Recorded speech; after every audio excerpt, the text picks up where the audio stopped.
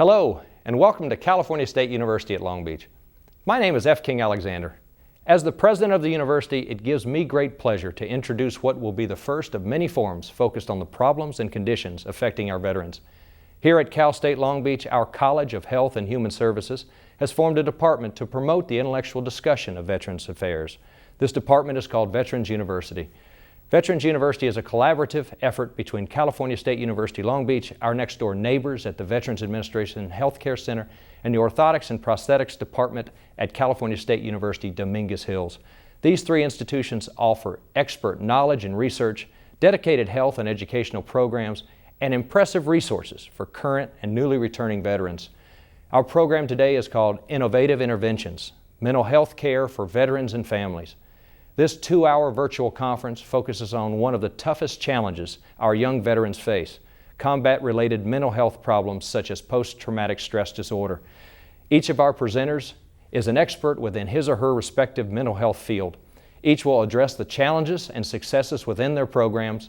After the conclusion of these presentations, you will have an opportunity to ask questions, react to what you've heard, and voice your concern through telephone calls. Our goal of today in the virtual conference is to highlight our best practices in the field of veterans' mental health. We hope that you will find the program worthwhile, and we look forward to your questions. Thank you.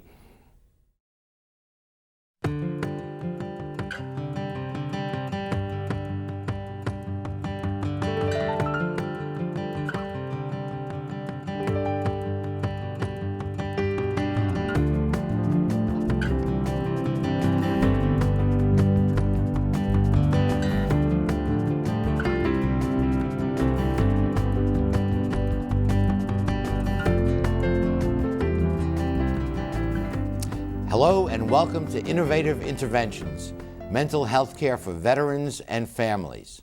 I'm Art Levine, an attorney and professor of ethics and legal studies at California State University, Long Beach. I'll be your host and moderator for today's national satellite telecast and simultaneous webcast. Our program is an interactive forum. This means that you'll be able to engage directly in dialogue with our presenters in the second half of our 2-hour telecast. Our broadcast is originating from the Advanced Media Production Television Studio on the campus of California State University, Long Beach. As you heard a moment ago from President Alexander, the sponsor of our broadcast is the College of Health and Human Services under the auspices of a new program known as Veterans University. Veterans University is a collaborative effort between Cal State Long Beach and the VA healthcare system, working to transition our veterans back into our communities. We are happy to be broadcasting today's presentation all over the United States and internationally, with audiences ranging from federal and private sectors to college campuses and military hospitals.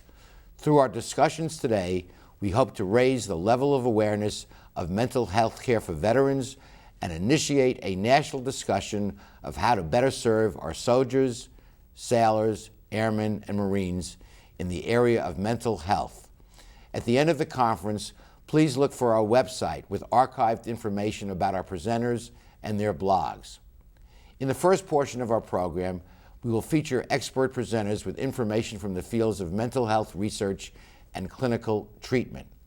The second part of the program will involve a panel discussion, and as we've mentioned, questions from you, our viewing audience, are invited. In order to submit questions, you may do one of three things: call us on the telephone, send us a fax, or send us an email. Our preference is that you pick up the telephone and dial the toll-free number 1-800-756-0100. Operators will be standing by when we announce the opportunity for you to start calling. Our fax number is 562-985-5292. Our email address is vets@amp.csulb.edu. Now I'd like to introduce our presenters. Dr. Tracy Stecker was originally scheduled to make the first presentation. However, due to a last-minute emergency, her colleague and research partner, Ms. Frances Hamilton, will present the segment on post-traumatic stress disorder, stigma, and decreasing attrition. Next, we will hear from Colonel Joe Pecco of the U.S. Army. Colonel Pecco is the Chief of Soldier and Family Support Branch at the Army Medical Department Center and School. Colonel Pecco will explain the Army's Battle Mind program and its pre- and post efforts to protect soldiers exposed to high-intensity environments who may be at the risk of developing post-traumatic stress disorder. Our third presentation is Dr. Skip Rizzo from the Institute of Creative Technology. Dr. Rizzo is a researcher working with virtual reality to enhance aspects of exposure therapy. Next, we'll feature a presentation by Dr. John Huang of the Veterans Administration Healthcare Center here in Long Beach. Dr. Huang will explain how the technique of mindfulness can be applied to a multitude of interventions. Our final formal presentation will be delivered by Dr. Ursula Bowling, a clinical psychologist working at the VA Medical Center in Oklahoma City, Oklahoma. Dr. Bowling's presentation will incorporate the families of veterans, arguably one of the most important support groups for any transitioning veteran. Her presentation addresses concerns in supporting service members and their families as they reintegrate into society. At the conclusion of these presentations, we'll open up the phone lines and ask you to join us in our panel discussion. As we start our program today, the topic of behavioral health and its effect on veterans from Iraq and Afghanistan is at the forefront of media discussions. A recent study by the RAND Corporation estimated that 300,000 veterans of the two campaigns are currently suffering from post-traumatic stress disorder or depression. This number accounts for almost 1 in 5 veterans out of the more than 1.6 million veterans who have been deployed to Iraq and Afghanistan since 2001. An article by the Los Angeles Times quoted the studies indicating that less than half of those affected veterans have received mental health treatment, and many are reluctant to step forward because of the stigma or fears of experiencing career repercussions. If these numbers prove to be correct, the financial and psychological cost to the armed forces, the individual veterans, their families, and society in general could be extensive. Although the Army has rapidly moved to increase the screening of soldiers at the end of their tours, some media sources suggest many soldiers and Marines are still slipping through the cracks. We're now going to address those issues. Frances Hamilton, MPH, is a project coordinator at the Psychiatric Research Center in the Department of Community and Family Medicine at Dartmouth Medical School and at the White River Junction VA in Vermont. Ms. Hamilton is working closely with Dr. Stecker on research to develop intervention techniques aimed at decreasing attrition among OEF, OIF veterans who need behavior health treatment. Let's turn now to our first presentation by Ms. Hamilton. It is difficult to predict the emotional and cognitive consequences of war. Some soldiers return home with mild anxiety and distressing memories, while others have more debilitating symptoms that interfere with the ability to function. We know that mental health symptoms are more likely to be experienced post-deployment, especially among veterans with combat experience. Veterans serving in Iraq and the National Guard or Reserves are more likely to meet criteria for depression or anxiety disorders. It is critical to promote detection and treatment for these disorders because many veterans fail to initiate treatment on their own. We have conducted 3 separate investigations about treatment engagement among veterans who have been deployed to Iraq. Among Army National Guard veterans who screened positive for mental health disorder after serving a 1-year deployment in Iraq, beliefs about mental health treatment were critical in terms of serving as facilitators and barriers to treatment engagement. There were 3 main advantages that veterans reported about seeking mental health treatment. 80% indicated that treatment would help them to feel better or reduce their symptoms. Half stated that they needed to be able to process or talk about their experiences. One veteran said, "You can't get a shot for these problems or a pill. You need time to process it." A third of the sample indicated that treatment would help them return to normal. One veteran stated, "I can deal with PTSD as long as it is not every time I walk in the door, drive down the road, or sit in my chair. You know, every TV show has something that triggers it. It could be my wife in there cooking, and I get the smell of brains. everything now triggers something for me in Iraq. Meanwhile, the main disadvantage reported about seeking mental health treatment was stigma. Interestingly, veterans we spoke to were not concerned about the perceptions of others. In fact, one man said, "I'm 32 years old. Who am I going to get in trouble by? The only people I have to answer to are God and my wife." Stigma regarding mental health was, however, presented as a huge issue with respect to themselves. Admitting to themselves that they were continuing to struggle post-deployment was a significant barrier to treatment engagement. Veterans made several comments such as, "I ought to be able to handle this on my own," and "I didn't want to believe it was me with the problem." It should also be noted in this first investigation, all of the veterans we spoke to screened positive for a mental health problem. Only a quarter of them had sought any sort of treatment for their problem. After formally interviewing several veterans to get a feel for their beliefs about mental health treatment, we decided to do a more thorough investigation of the differences in beliefs among veterans who sought treatment versus those who did not seek treatment. We then screened many more veterans returning from Iraq for a mental health problem post-deployment and analyzed only those who screened positive, comparing those who went to treatment versus those who did not. Two main differences between the groups emerged. Veterans who sought treatment were much more likely to indicate that treatment would help relieve their symptoms and help them to feel better. Unfortunately, they were also more likely to report that seeking treatment would interfere with their work. It is important to remember that the veterans assessed were National Guard veterans and had had outside employment to their military responsibilities. Therefore, it may be that National Guard veterans need assistance in terms of accessing treatment in a way that does not interfere with their work responsibilities. And again, while all of the veterans we spoke to screened positive for a mental health problem, only a third were seeking any sort of treatment. Approximately 2/3 of the sample screened positive specifically for anxiety disorders, including PTSD and alcohol problems.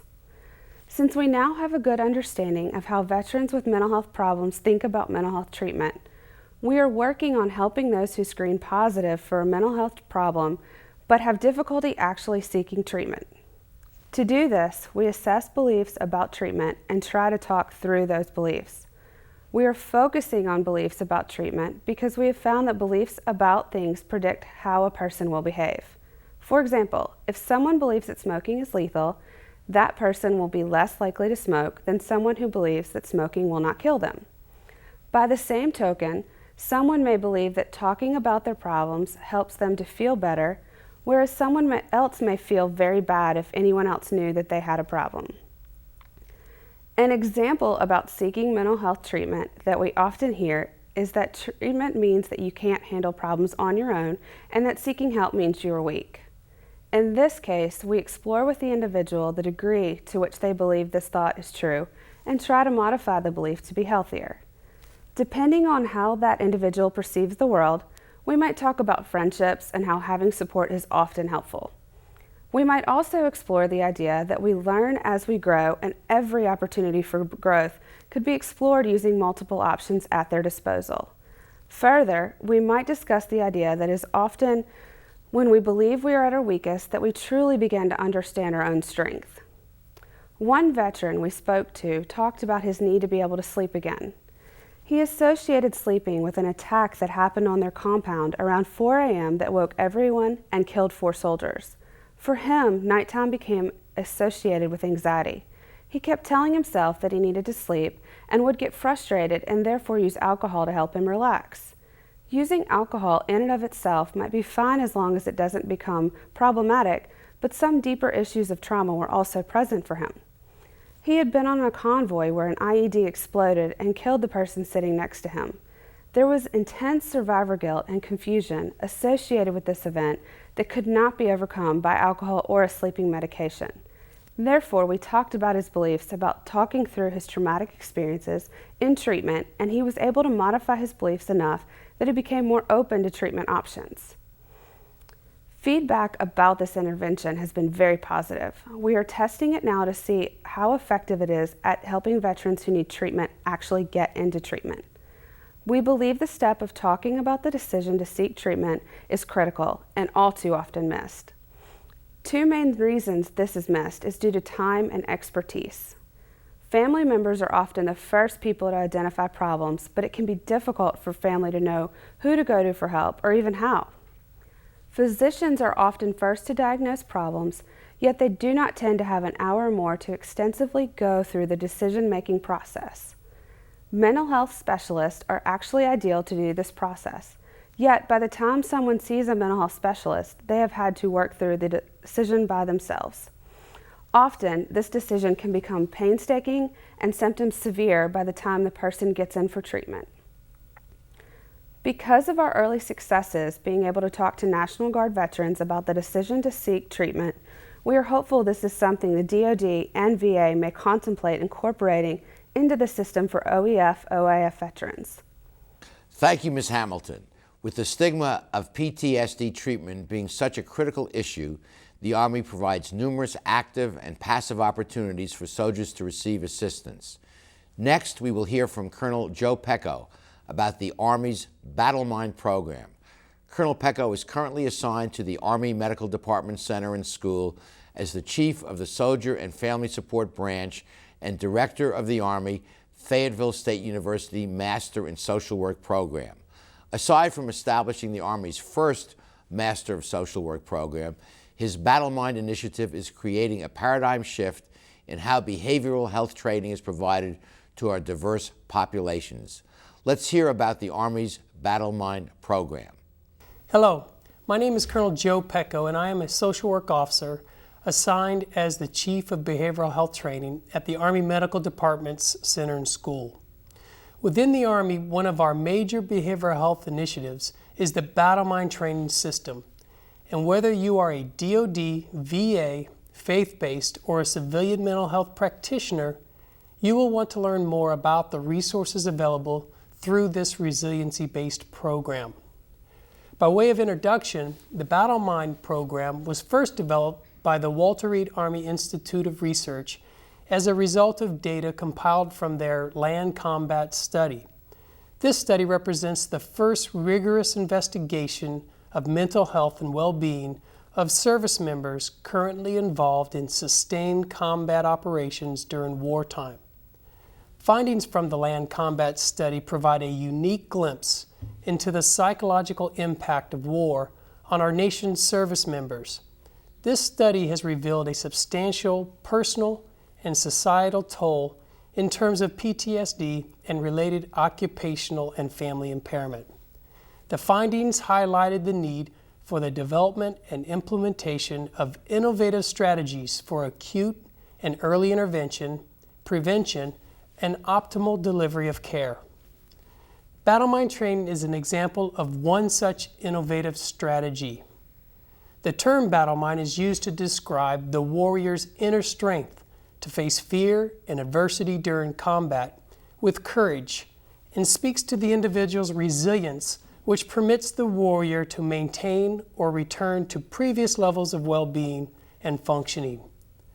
The Battle Mind training system focuses on the skills they used for survival in combat as proven strengths in transition to post-combat or operational functioning. The Battle Mind training system is a strengths-based approach geared towards enhancing and sustaining the warrior's self-confidence and mental toughness. Battle Mind provides a relevant, reliable, and effective behavioral health training platform for soldiers and their families, enhancing their well-being and overall quality of life as they remain ready for the contemporary environment of full-spectrum operations. Battle Mind training consists of a comprehensive approach of life cycle, deployment cycle, and soldier support products designed and developed by the Battle Mind Training Office, Soldier and Family Support Branch, Army Medical Department Center and School as the proponent, and Walter Reed Army Institute of Research continuing to provide consultation and subject matter expertise.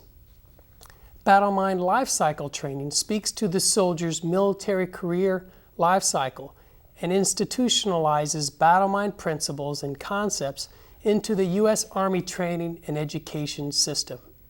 Every soldier at every level of their professional development will receive battle mind training that is customized for their time in service and career developmental needs. Battle mind deployment cycle training utilizes training modules to provide support throughout the 7 deployment phases in order to promote resilience in facing the psychological impact that may result from combat and other military operations. Each of the battle mind deployment cycle training courses includes a PowerPoint presentation with speaker notes, as well as handouts in PDF format.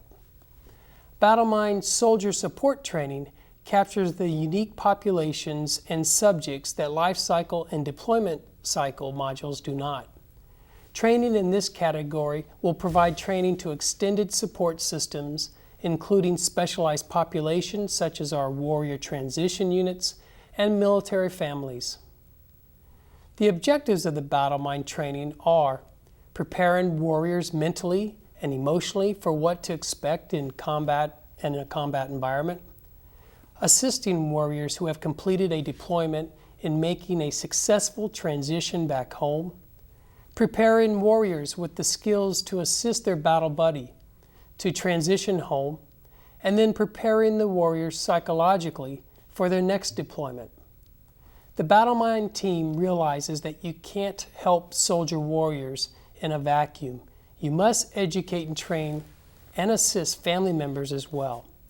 And every battle mind presentation has some content that is specifically geared towards reducing the stigma associated with mental health and specifically accessing mental health care.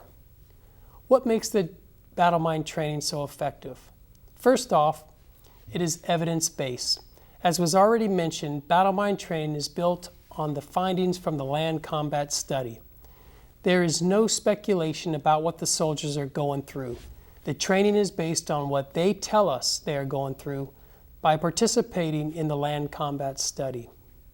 The battle mind training talks about the experiences of our warriors and uses examples that the warriors can relate to, because it is their examples that have been used to build the presentations. The battle mind training focuses on the warrior's strengths, skills, and abilities and rejects a deficit or an illness model in understanding and working with our warriors.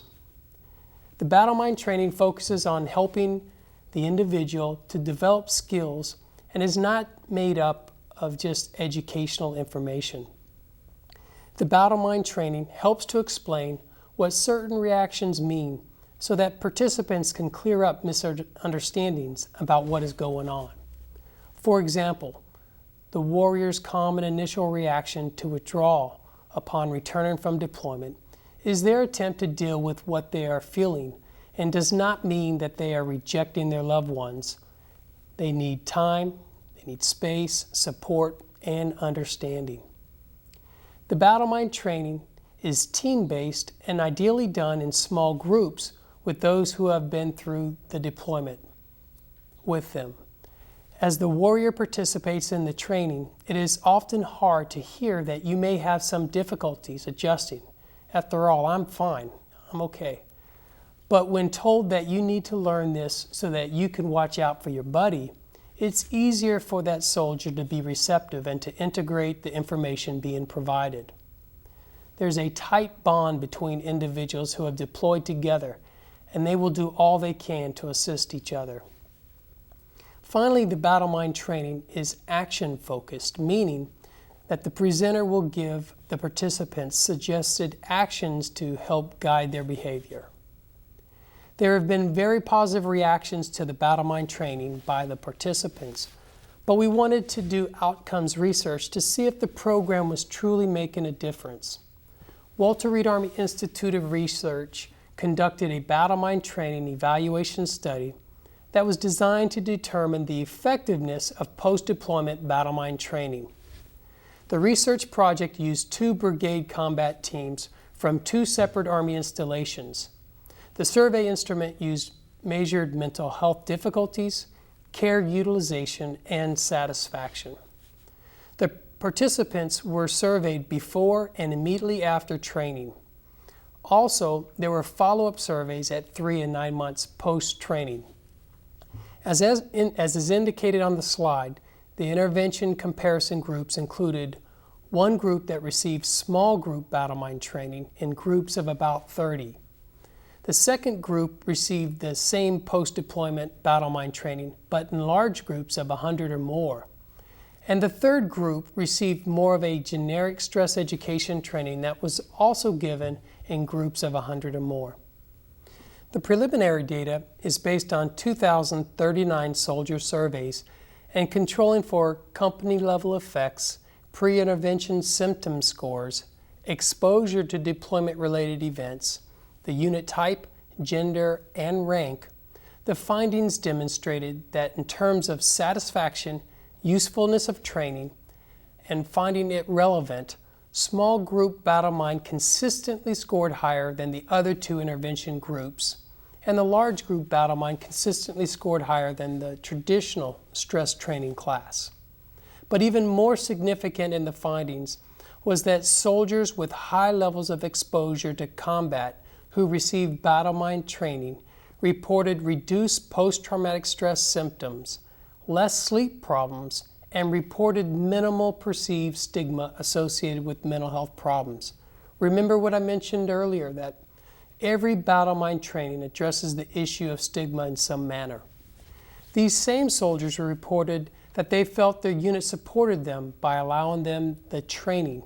However, the research showed no significance in terms of the training effects on depression, alcohol use or abuse, and anger.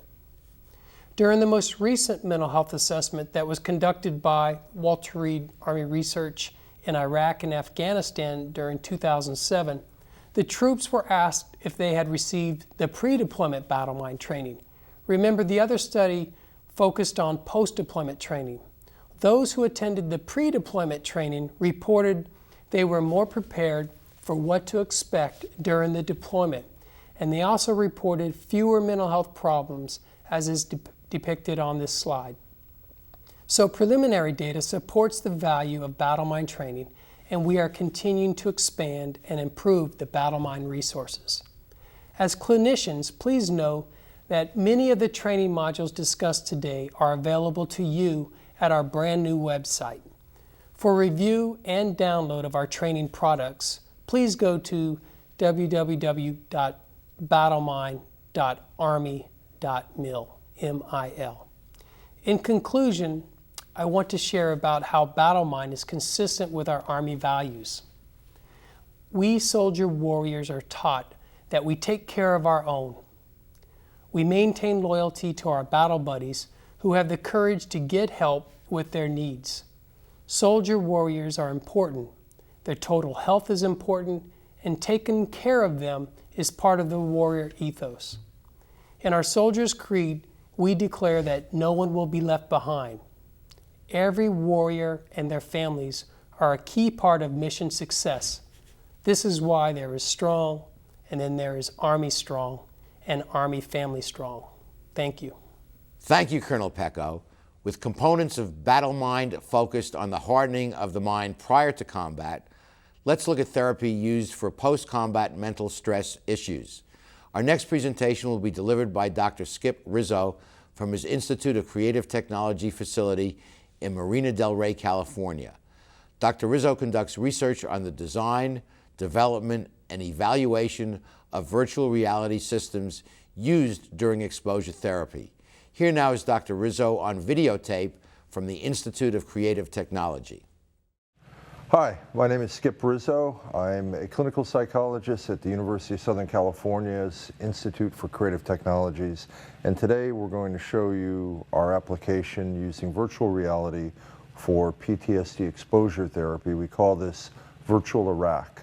Now, if you're familiar with exposure therapy, it's basically a process whereby the patient is gradually reintroduced, typically in imagination, to the trauma-related memories that they experienced when in combat.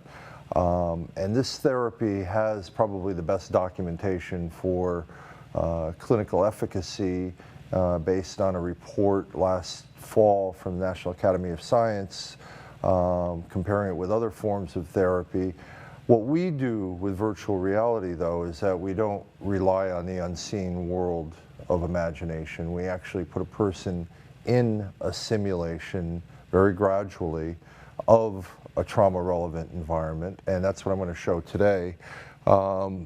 Basically, what we have with what we call virtual Iraq are two major scenarios. One where you're in the vantage point of being in a Humvee, and this is typically delivered in a head-mounted display. So as you see on the screen here, as the person wearing this headset turns their head, they see various elements of the Humvee scenario. We also have a city scenario, which we're going to show shortly. Now, it's not enough just to put a person in a Humvee. You've got to be able to control the elements of the environment in a way that's relevant for a specific patient. So what we can do in this environment is, from the clinical interface, this is what the clinician operates from. The clinician can see what the patient sees and has a control panel where they can adjust the time of day, the weather conditions, nighttime, we can brighten that up a little bit. Morning light, we can also introduce night vision. We can add sound in, so what you hear now is wind, but we can add the motor of the Humvee, or we can take it away, or we can take away the wind. We can also have no driver appear in the seat, a passenger or no passenger, a turret operator or no turret operator, or put them back in as well. You can also take it, be in the environment from the position of being a passenger. So here you are as a passenger in the environment, or from the turret position. So now you're in the turret. The therapist can systematically introduce stimuli into the environment. So, for example, from this position, we can make a Black Hawk helicopter or an A-10 fly over on a mouse click.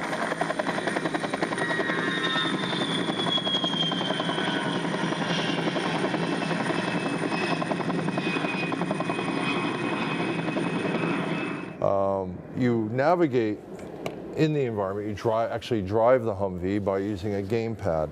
So now we're driving, and we can move around a little bit. Let's get rid of that Humvee up front. And now you're on the open road. Let's make it a nicer day out here. And along the way, the therapist, based on the responses of the patient, can add elements in. So, for example, IEDs are quite relevant. Now, what I'm going to show now is something that will probably be introduced later on in the therapy once the patient has adjusted to the scene. Sometimes patients just simply sit in the vehicle with the sound of the wind in the first session and just get used to that. But we can add elements in, as you'll see shortly, that are quite provocative as the patient gradually begins to address their trauma and talk about the events that occurred with them when they were in combat. So, for example, we can blow up this Humvee. This would be the high end of the hierarchy.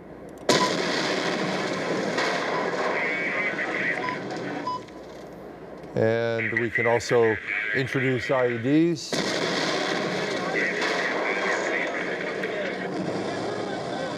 Turn these elements off and recreate the scene. As we'll look over to the passenger, passenger's okay. Now, we've got different trauma levels depending on the needs of the patient. And I want to add in here that the development of this application was very much based on the feedback that we got from soldiers in Iraq. We had a system in Iraq during the early days with our early prototype, and up at Fort Lewis under the direction of Colonel Greg Gomm and Captain Greg Rieger. We had many soldiers try this and give us feedback that was very important for the design of this application. You can't design this from the ivory tower. You really need boots on the ground to tell you what you got right and wrong. One of the elements that soldiers told us was when things blow up, people get hurt. So, for example, we'll ignite an IED and we'll see with the trauma level set low on this passenger, passenger gets wounded. If that's relevant in the therapy, the therapist can introduce that. Now we can reset that and bring it back to baseline. We can also set the trauma level at high. So here again, the same IED.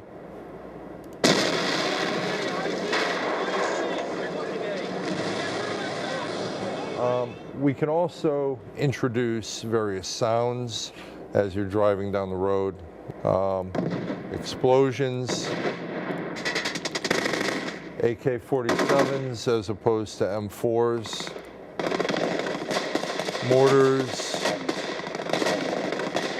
We have immersive 3D audio, so a number of the bullet sounds that you hear actually when you're wearing a headset come from different directions.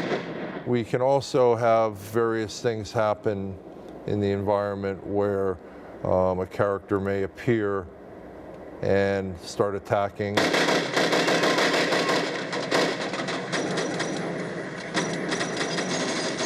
We'll be approaching a small village where an insurgent on a rooftop will introduce an RPG.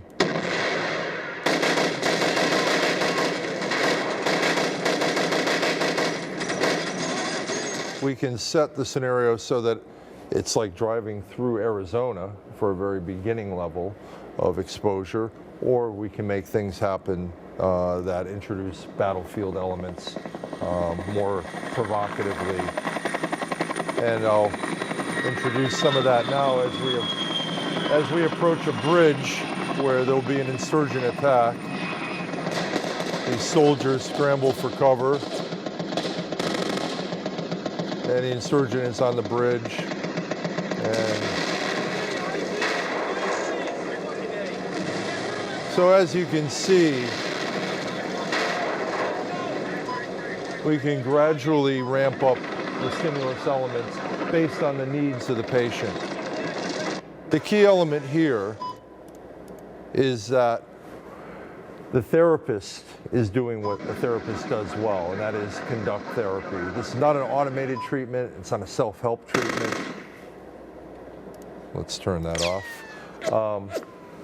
It's a tool to extend the skills of a clinician to do good exposure therapy. So that's something I think is key to understand. This is something that, in the hands of a good clinician, can do exposure therapy, I believe, more effectively. Now, some of the elements that I haven't discussed are the add-ons in terms of sensory stimulation. We've seen visual, we've heard auditory stimuli, but we also have a smell machine that can pump in smells of combat environments, burning rubber, cordite, gunpowder, diesel fuel, body odor, Iraqi spices, rotting garbage. We also have a bass shaker platform that takes the sound from the environment and converts it into vibration. So when you're driving the Humvee, you actually feel it coming up through the floor and you feel the motor. As well, in this vibrating game controller, you also feel vibration. So we try to take a multisensory approach to immerse the patient back into the environment. Now, the final point I want to make on this particular application is that it's not a passive, just sit back and watch the world go by environment. This is designed so that it can aid the patient in emotionally processing trauma memories. And this is done by encouraging them to narrate their story and continue to tell their story when they're in this environment.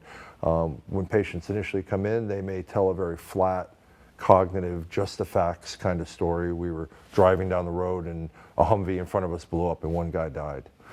As they move forward in the therapy, the stories become richer in their emotional content. And this is when we feel that this is when a patient sort of turns a corner, when they can talk about the details of a traumatic event, such that we were having a cigarette talking about how we were going to be discharged or be redeployed back to the States in 2 weeks, and this one guy was talking to a good guy driving the Humvee later on, was blown up and more detail emerges. And so the emotional memories become more processed in the course of being immersed in this environment.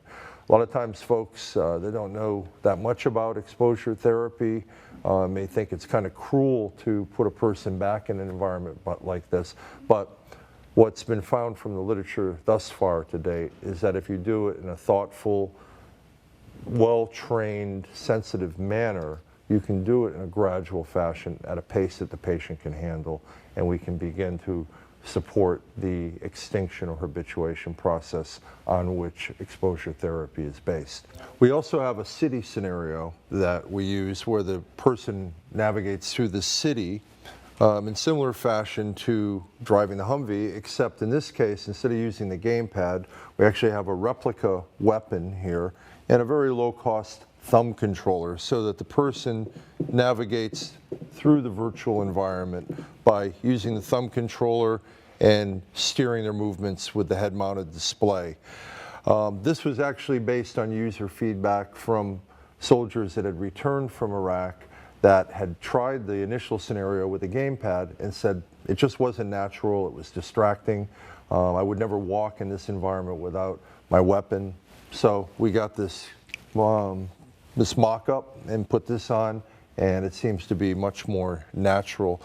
In this environment, we can put a person in different locations in the virtual world. This is where you just were. You were further down that road. We can put you in a safe area where there's soldiers. It's basically an 18-block area. And as usual, we can adjust things like time of day and, in this case, weather conditions. We can eliminate characters and so forth as needed. And it has all the same basic elements as in the Humvee, except that you navigate with the gun and you can go into building interiors, rooftops, and other things can be introduced into the scene. Ambient sound, a prayer call. So basically we have an environment that's comprehensive so that soldier can navigate the specific areas within the 18-block area, and certain things can happen that are most relevant for their trauma experiences and for addressing them in an exposure therapy format. The current status of the Virtual Iraq Project is that with our initial clinical trial and open clinical trial in San Diego, we've had 15 treatment completers, 12 of which no longer meet criteria for PTSD on the PTSD checklist, military version, as well as significant reductions in the Beck Anxiety Inventory and the PHQ Depression Scale. The scenario is being tested in various forms across maybe 12 to 20 sites currently, military sites and VA centers, for a variety of purposes, using the application for treatment in combination with D-cycloserine, a cognitive enhancer, at Emory University with Barbara Rothbaum, and at Cornell Weill with Joanne DeFede. Other groups are attempting to use it as an assessment tool. We're applying for funding to do brain imaging with Antonio Damasio's group to look at imaging across the course of therapy to see what functional changes occur in the brain. And the scenario is available to anybody that wants to contact us. We provide the software for free and provide assistance in what equipment you would need. It's relatively low cost. We've tried to keep the costs down so that it's accessible to the widest possible number of patients. So for about $6,000 to $8,000, you could buy the equipment and put it together, or our industry partner, Virtually Better, produces a whole package where they'll deliver it, set it up, train you, and so forth, and follow up with support and updates. So if you're interested in this, feel free to contact us. Thank you very much. Thank you, Dr. Rizzo. We're back at the TV studio now for our next presentation, which will examine a different treatment modality known as mindfulness. Dr. John Huang of the VA Healthcare Center here in Long Beach, California, will tell us about the benefits of using mindfulness, regardless of the type of therapy one uses. Hello, today I'll be talking about mindfulness, which is basically a form of meditation. It fits with the theme of keeping the OIF/OEF vets in treatment and providing innovative approaches. First, I wanted to discuss a model of looking at how to keep our patients in treatment that was described by Sue and Zane in 1987. They wrote about how ethnic minorities were prematurely terminating from therapy and talked about the importance of focusing on the first session, which is very relevant to the OIF/OEF population, who also tend to prematurely terminate. Sue and Zane said that helping to establish credibility was crucial and that gift-giving, a common cultural practice, could help. This doesn't mean that we need to go out shopping for our patients. What they meant by gifts was that the patient receives some sort of benefit from the first session. This could include normalizing, instilling hope, educating, teaching a relaxation technique, and/or providing empathy. We can use many gifts to help overcome stigma, which was addressed by Ms. Hamilton. For instance, I find myself doing a lot of normalizing with them in the intake.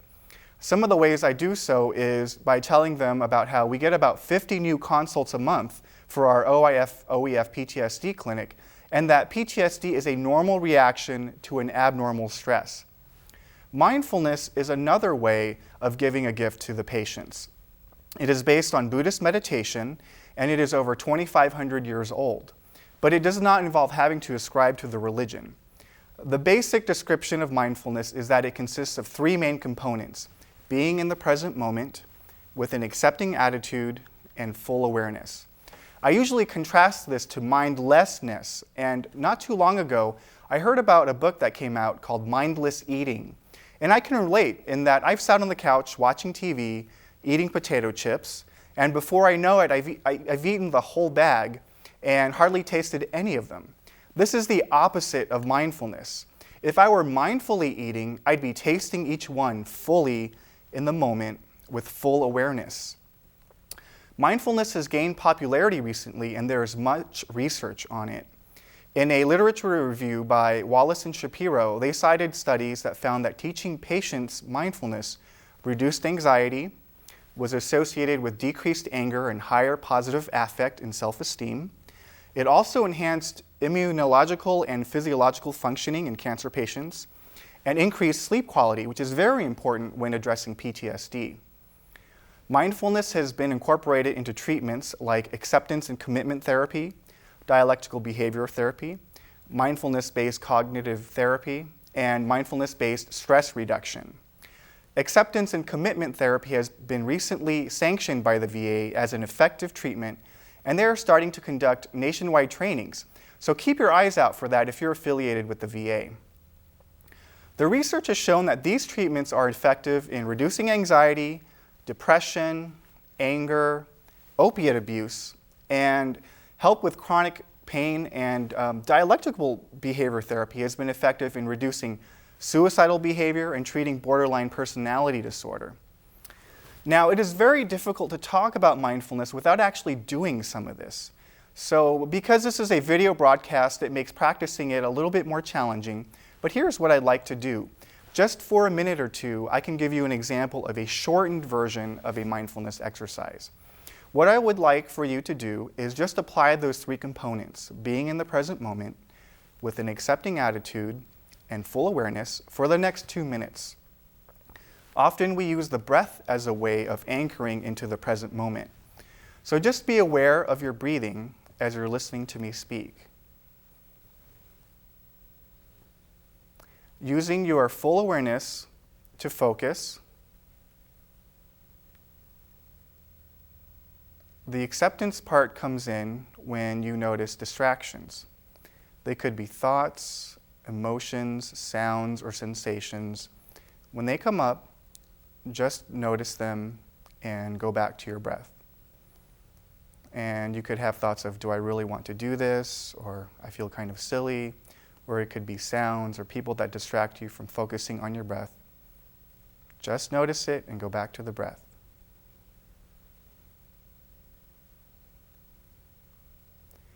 Just letting the distractions come and go like waves in the ocean. The only thing you have to do for the next minute is notice your breathing.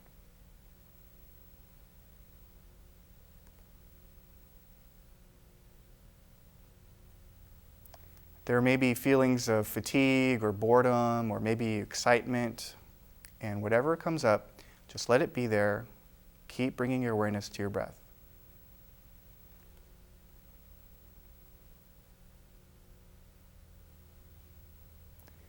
And just 1 or 2 more focused breaths before we end.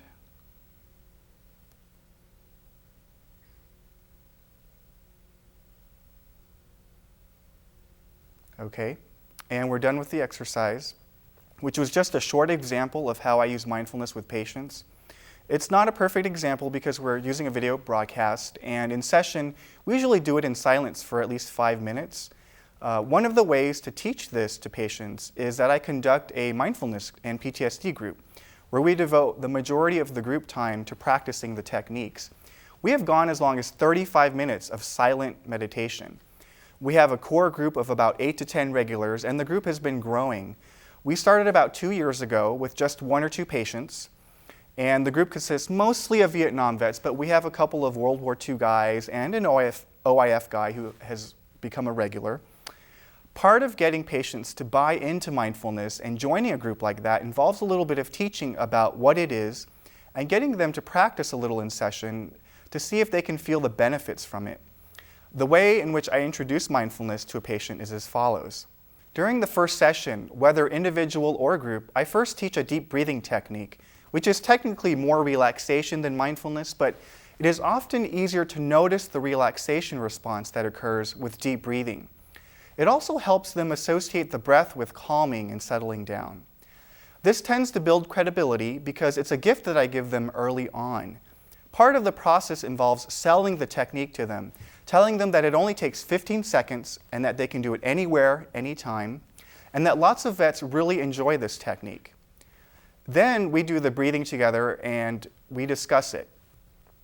In the second session on, I start to introduce mindfulness exercises, some of which were similar to the one I demonstrated earlier.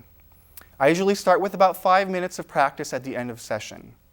I have a handout describing an exercise that can be made available at this program's website. The address will be given to you at the end of the broadcast. So as you can see, I try to focus on coping skills the first few sessions, especially with patients that have PTSD. I tell them that they don't have to go right into the trauma account in detail, and I feel that this is a way of building rapport and hooking them in. If they don't seem to feel any benefit from the exercises, I tell them that it can be pretty common and it takes practice to feel benefit from the techniques. If they do feel relaxed or peaceful, I praise them and tell them that the more they use it, the stronger the response becomes. Once in a while, I have people who do not want to do the exercises, and I just say that many have found these to be very helpful, and it's up to them if they choose to use them.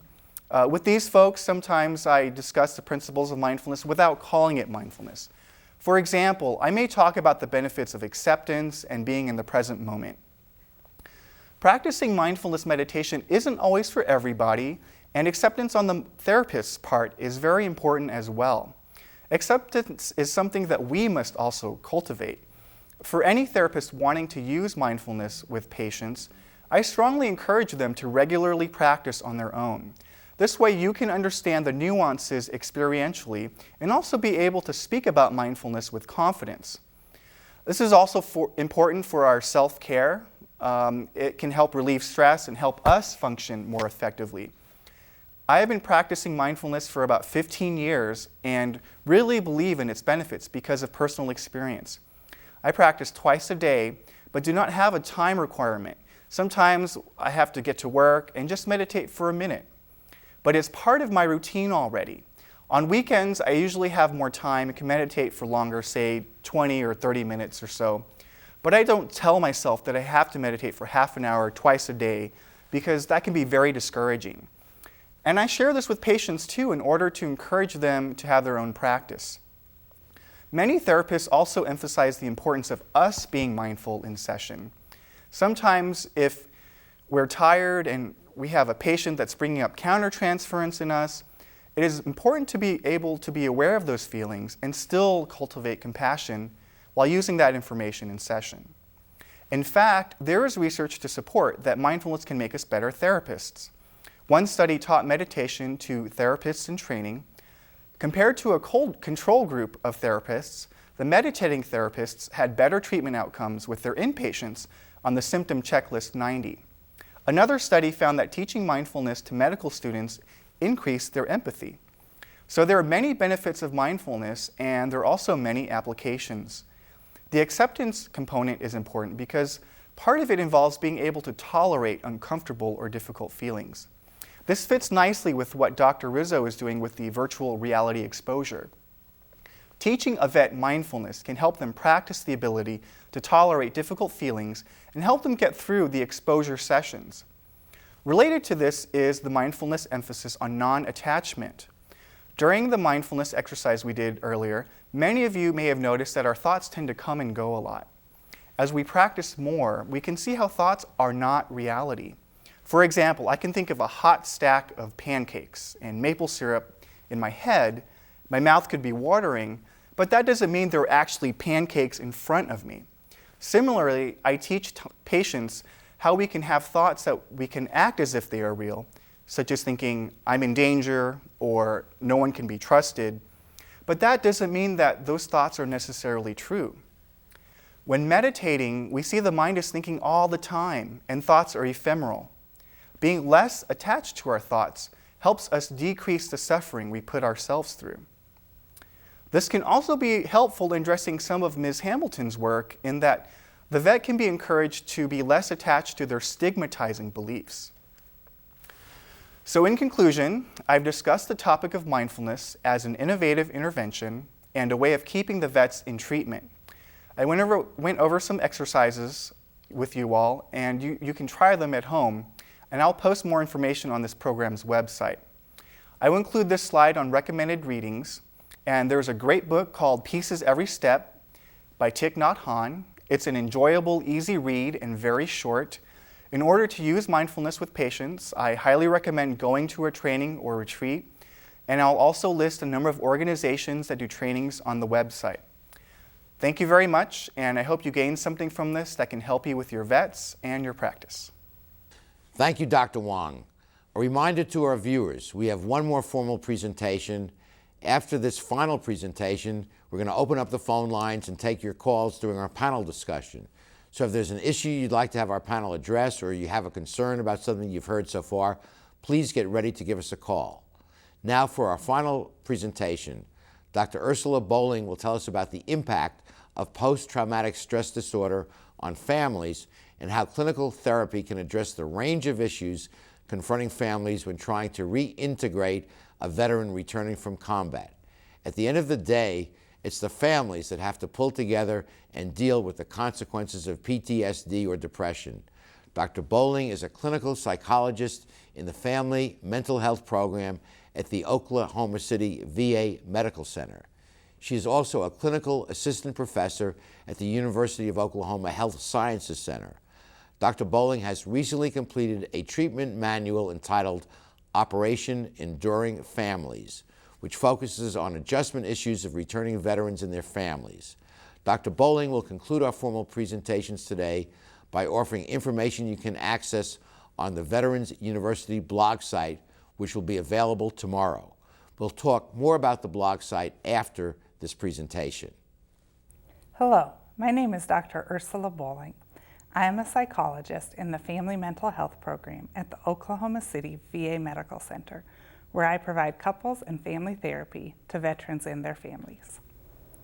Today I would like to talk to you about the importance of including family-based services in any program intended to address the mental health needs of returning service members, assuring that appropriate family-based services are available and accessible, and structuring early therapy sessions to address the particular needs of today's returning veterans and maximize the likelihood of continued engagement in treatment.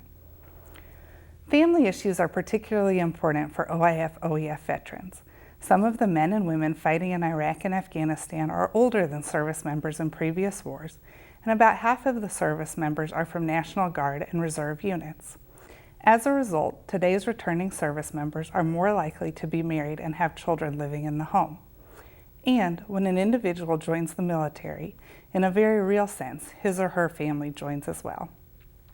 Not only are service members deeply changed by their experiences of wartime service, but their family members experience profound effects. As Hutchinson and Banks-Williams described it, in many instances, a traumatized soldier is greeting a traumatized family, and neither is recognizing the other. Intimate relationships appear to be uniquely strained by deployment. Trauma has a unique impact on relationships in general and family relationships in particular. As a result, individual treatment exclusively of the service member not only ignores the strain and pain of the family members, but may in fact ignore some of the factors which may exacerbate the service member's own symptomatology and short-circuit the clinical benefits of individual treatment. Between 2001 and 2004, divorce rates among active duty Army officers tripled, and rates among Army enlisted service members increased by about 50%. The latest Military Health Assessment Team report found that relationship strain was reported by a large number of service members and appears to be an important risk factor in suicidality. Clinical experience and existing literature suggests that there are several major tasks that returning service members face when reintegrating with their families following a deployment. The 4 major tasks include redefining roles, expectations, and division of household responsibilities, managing strong emotions, abandoning emotional constriction and creating intimacy in relationships, and creating a sense of shared meaning surrounding the deployment experiences. These tasks of reintegration can be complicated by the mental health symptoms commonly experienced by returning veterans: sleep problems, difficulty connecting with others, depression, emotional numbing, hypervigilance, thrill-seeking behaviors, and many of the other symptoms that some returning veterans experience have a profound impact not just on the service member, but on his or her family as well.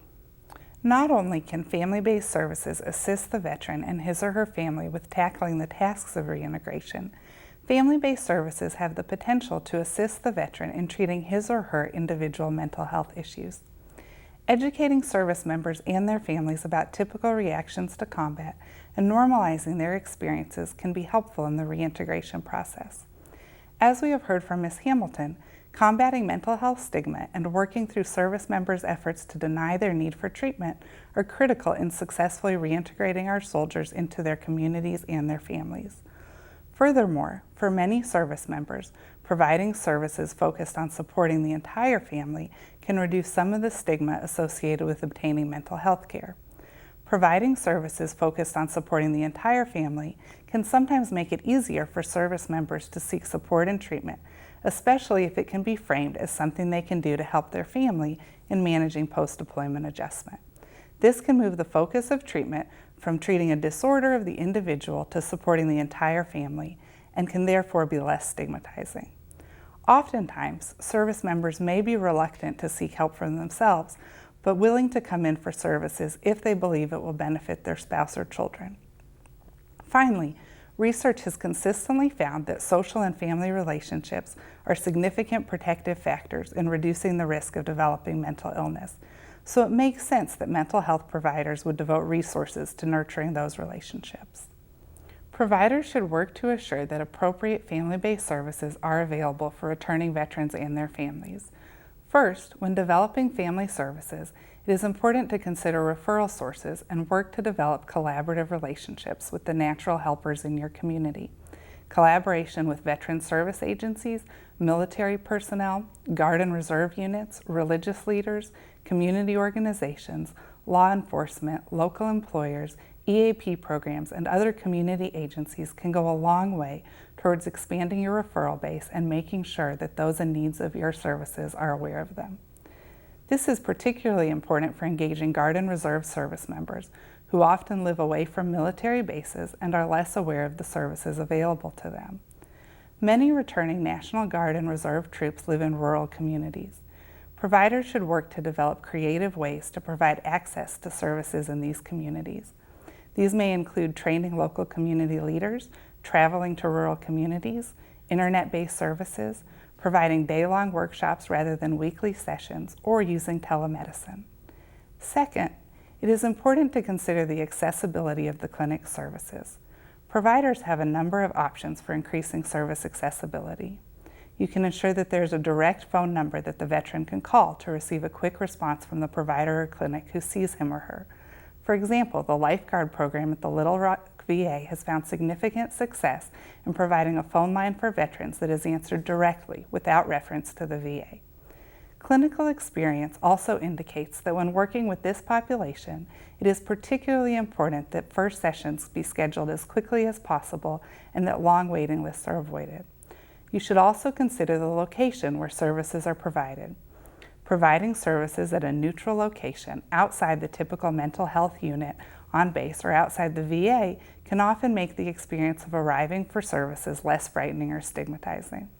I would encourage you to think through the entire process of obtaining care in your clinic, from the initial referral to arrival at the first session, and work to make sure that each step is as streamlined, efficient, and simple as possible. Since returning to work and school is an important priority for many of these veterans and is associated with positive outcomes, reducing barriers to attendance by providing evening or weekend clinics and having childcare can be important. One program, the Army's Strong Bonds Workshop, has used an innovative approach to increasing participation. The workshops are held at retreat centers over the course of a weekend, and service members and their spouses and children are given time to relax and enjoy one another.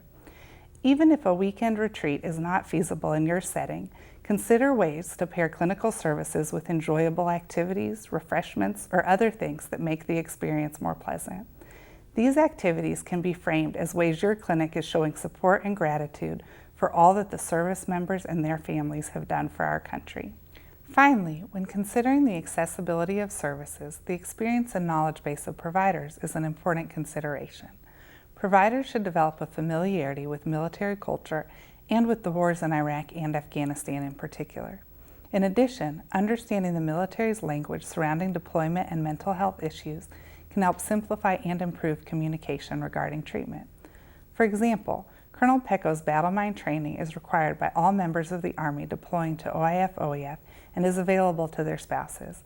Understanding and being conversant in this and similar programs in other branches of the armed services is a concrete way of communicating understanding and providing continuity of care. Clinicians should also demonstrate consistency, warmth, flexibility, and a willingness to learn. A collaborative, egalitarian approach to the therapeutic relationship tends to work best with this population. The structure and focus of a provider's initial assessment and early therapy sessions can strongly influence the perspective of a veteran and his or her family about the availability and utility of services. Ensuring that assessment and early therapy are structured to meet the particular needs of this population can strongly influence your clients to continue to seek and receive mental health services. It is important that the assessment of returning service members include the following domains: presence of traumatic brain injury, symptoms of anxiety disorders including PTSD, depression and suicidality, violent or impulsive behavior, drug or alcohol use, and changes in social, occupational, or family functioning. Because some of the service members returning from a combat zone develop problems with impulse control and aggressive behavior, it is also crucial that clinicians screen for domestic violence, child abuse, and other aggressive behavior problems.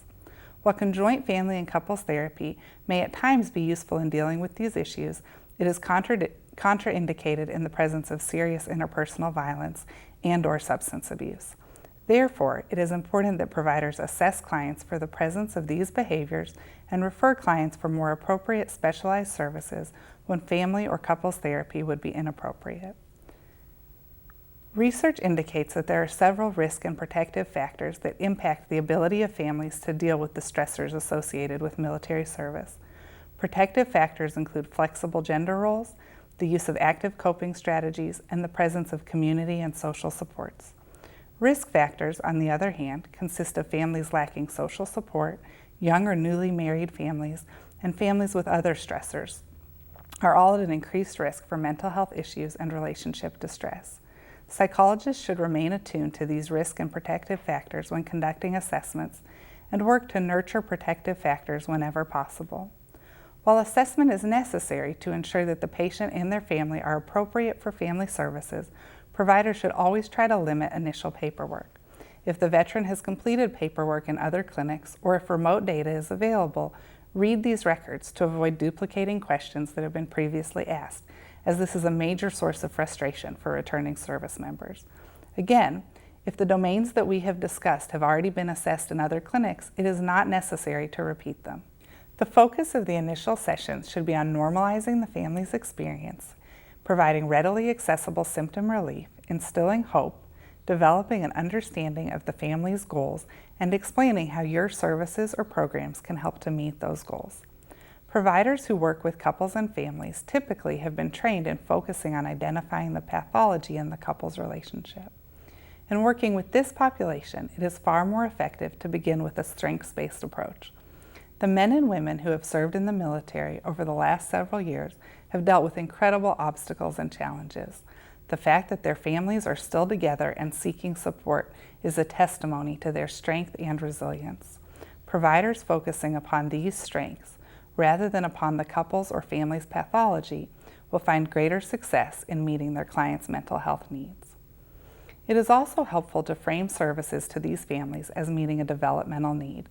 These are brave warriors and their families. Learn about what allowed them to make it through this difficult time and what strengths they had that made it possible. One way of doing this and learning more about the couple is to create a timeline of their relationship.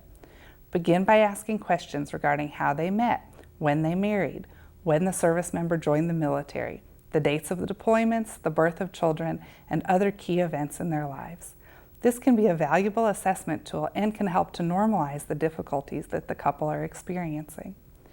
Creating a sense of safety and responsiveness is critical in the early sessions.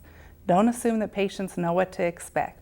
Explain how treatment will work, what you expect from the patient, and what they can expect from you. Making these expectations explicit can help to build a sense of safety and begin to build a collaborative relationship with the family. In particular, make it clear that you will respect the pace of the family. Focus your sessions on the stated needs of your family and providing concrete, tangible tools that will support them in meeting their treatment goals. As mental health providers at this point in our nation's history, we have a unique challenge and a unique opportunity to provide care that can help to support returning service members and their families. Further information regarding specific treatment interventions for returning service members and their families will be available on the conference website. In particular, the SAFE program, a psychoeducational support program for the families of veterans with a mental illness, and Operation Enduring Families, a group curriculum for returning Iraq and Afghanistan veterans and their families are available, as well as resource guides for returning veterans and their families. However, our interventions are only effective if we are first successful in identifying those service members in need of services, connecting them with appropriate treatment, and ensuring that the treatment addresses a felt need. I hope the information we discussed was helpful to you in considering how to engage returning service members and their families in mental health treatment, and welcome your questions and comments during the discussion panel. Thank you, Dr. Bowling. Before a presentation, I mentioned that there would be a blog site where you can access presentations and more information tomorrow. That blog site is being shown on the screen. I'll give you a moment to write it down. We'll put that address on the air again before the end of the show. Let's get started with our panel discussion. You can begin calling us with your questions, and we'll put you on the air with our panelists.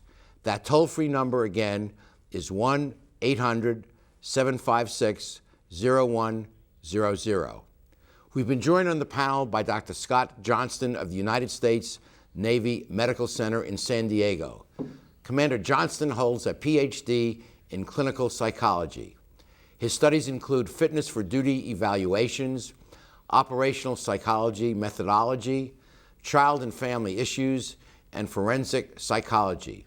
His work on screening combat Marines from Iraq was presented at the 2006 and 2007 conferences of the American Psychological Association. Dr. Johnston is very familiar with exposure virtual reality therapy and has agreed to stand in for Dr. Skip Rizzo today. Thank you for joining us, Dr. Johnston. There are also two other members of the panel I would like to introduce. They are Adam Renteria and his former spouse, Tracy Garrett. After Adam graduated from high school and joined the Army in 1999, Adam's unit, the 141st Infantry Regiment, deployed to Iraq in March of 2003 during the initial invasion. After 5 months of combat operations, he returned home. Sergeant Adam Renteria left the Army in December of 2003. Since that time, he's been going to school and hopes to attend law school after finishing up here at Cal State Long Beach. Tracy Garrett is a cosmetologist right here in Long Beach. Tracy and Adam are raising their 9-year-old son, AJ. Welcome to both of you, and thank you for participating in our panel. I'd like to start by asking a question for Dr. Ursula Bowling. Ursula, what do you think is the one thing mental health professionals can do to more effectively engage families in treatment? I think one of the things that we can do is to continue to use language that reduces stigma. Premarital counseling has become pretty standard for people before they get married, and if we could start to talk about mental health services for people coming back from a deployment in a similar kind of way, that we're just helping people adjust to a life change, I think that could go a long way in terms of reducing some of the stigma. But I'd like to hear from Adam and Tracy about what they think would be helpful. I think some one-on-one time with soldier and the clinician, some spouse time where both of you get together and discuss issues, and then you also want to bring in the children as well. You want to create an environment where there's no judgment and it's absolutely all-inclusive for the entire family. Tracy? I think some of the best ways are to do the counseling more of like a one-on-one basis or with your spouse and children and the clinician or the person doing the counseling services. Sometimes it's difficult to open up in a group setting or when it's done in like a class format, when you can approach it from the angle that this person is really trying to help you find your new normal with your family and sort of make your way back into the world. You know, as a family unit, it's definitely difficult to find that common ground again. You mentioned earlier that when your husband came home, he was a different person. Yes. Talk to that for a moment. You know, when he came back, there was a lot of changes that we weren't expecting. I think all of us had the hopes that we were going to get back to the way things were, just the way they were before he left. And, you know, we had a sense of normalcy before he left, and we had our lives that we were leading during the time that he was deployed. And then we both had our own ideas of what our normal would be when he came back. And it was very different than what we thought it was going to be. And it was, you know, kind of, we were like fish out of water, just trying to find our way in the dark. We didn't really know about any, you know, policies or you know, programs that were, you know, in place for the spouses and the children. Did you feel, Adam or Tracy, some stigma attached to seeking mental health treatment when you got back? Oh, I did for sure when I got back. You know, the whole stigma is, you know, I'm not crazy. I don't need help. I think the biggest stigma is that nobody out there understands. Nobody out there can relate to me. Nobody out there can really empathize and sympathize with me. They can just say, oh, well, I kind of know what you feel. I've seen it in the movies, or I've seen news media. I've seen, you know, CNN and Fox News, so I kind of have an idea. It's, well, coming home, unless you were there really was no connection. You know, there was no way for me to talk to you. So with that stigma, I just, you know, you shut down from all that. You kind of turn away from it. Francis, you treat National Guard folks. Do you find the stigma element is a problem? Yes, definitely. They would come in and say, oh, you know, you work with psychologists, I don't want to talk to you, you're going to go back and tell my commanding officers what's going on with me. And it was really hard for them to even talk to me, and I wasn't there to treat them. I was just there to ask questions about our study and what their barriers were to care, and we found that came up a lot. And Dr. Johnson, the treatment works. You've had very positive experience. If people are willing to come for the treatment, they can really be helped. Absolutely. We found that once you get them through the door, they actually are very receptive to receiving services. But getting over that initial hump of getting through the door to get that mental health service can be difficult. You know, they have sometimes misunderstandings of how it may negatively impact their careers, their security clearances, their leadership perception of them. And a lot of this we can help through education, kind of, you know, inform them that actually is not the case and that there's some benefits to coming forward and getting that help. Okay, we have a call from Jim in San Francisco. Jim, what's your question? Yes, Art, since this is innovative interventions, what are some of the innovative ways that your panel members have gotten the vets into treatment? Well, actually, in our VA, we have been coordinating with audiology and speech pathology. A speech pathologist approached me in guest speaking in her cognitive skills group about stress management. And how they get the vets in is they have money to give them Palm Pilots for when they have memory problems. They provide lunch at the group, and that clinic is completely outside of the mental health building. So it bypasses the stigma completely, and I was able to go in, and actually I see, you know, one of the guys individually from that guest lecture that I did, and recruited another guy into one of my other groups. So we're looking at expanding that monthly group to 2 or 3 times a month so that they don't even have to go to the mental health building.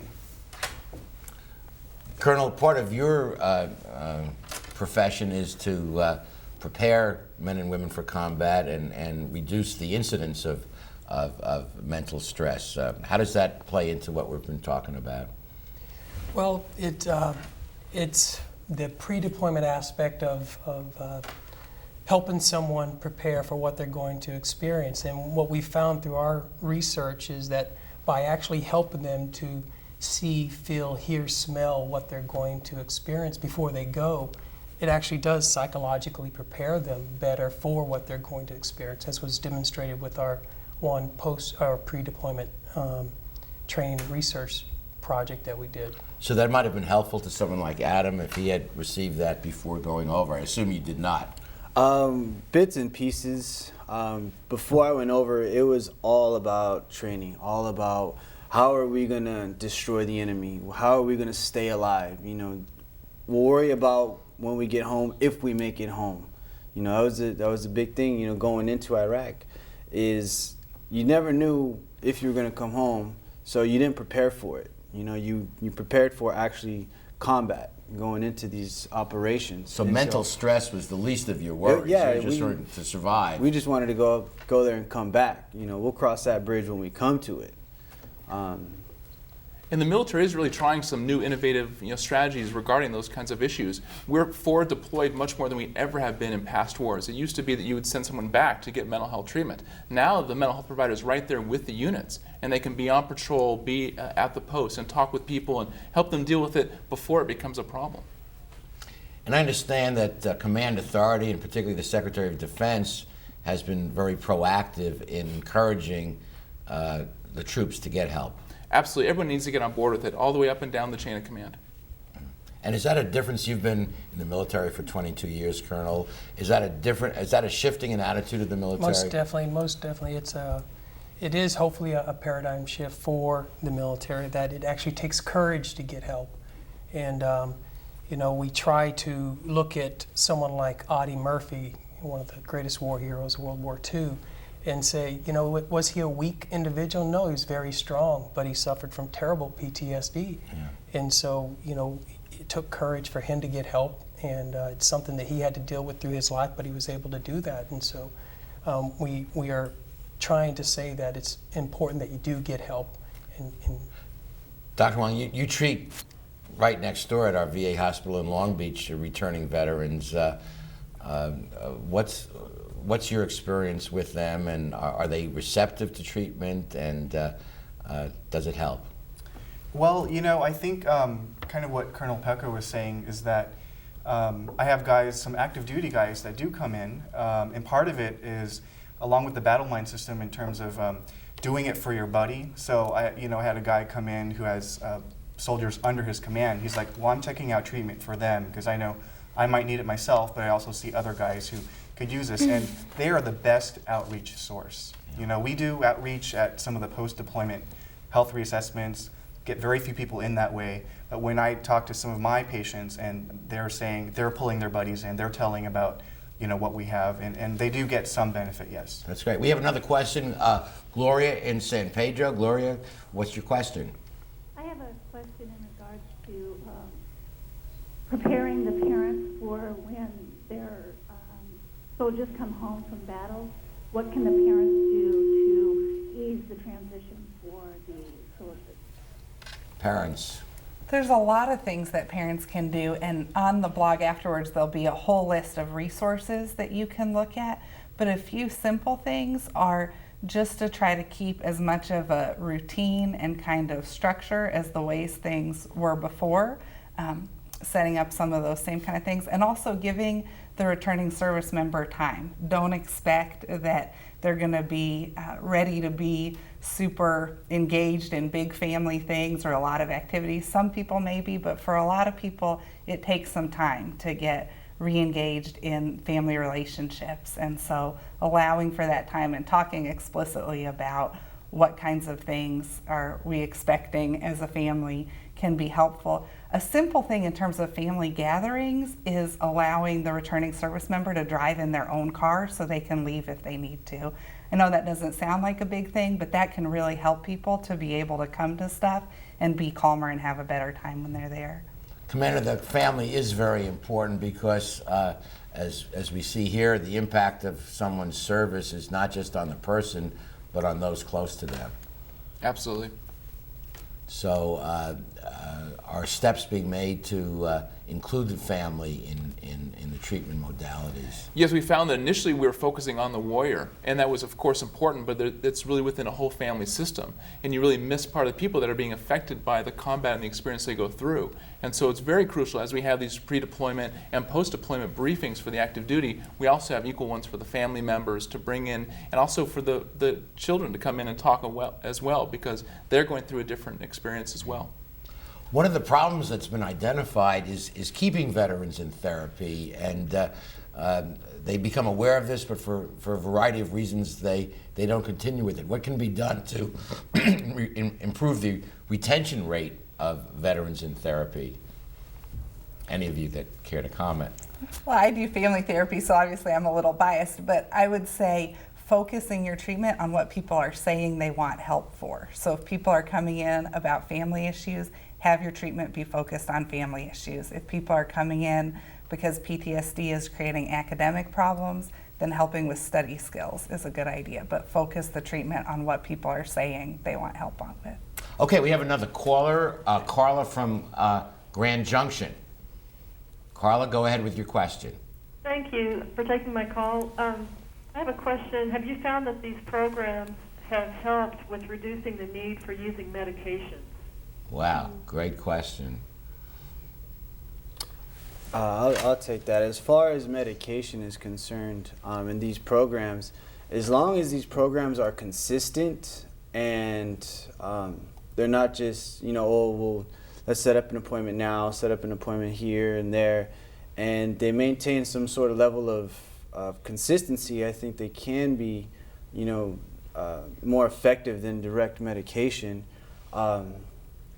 Also, setting is a big factor as far as, am I going to go to an office and sit down in a chair surrounded by four walls and all kinds of pictures and degrees in my face, or can we go outside for a little bit? Can we take a walk, get some fresh air? That too will reduce the need to medicate, or also keeping us in therapy as well.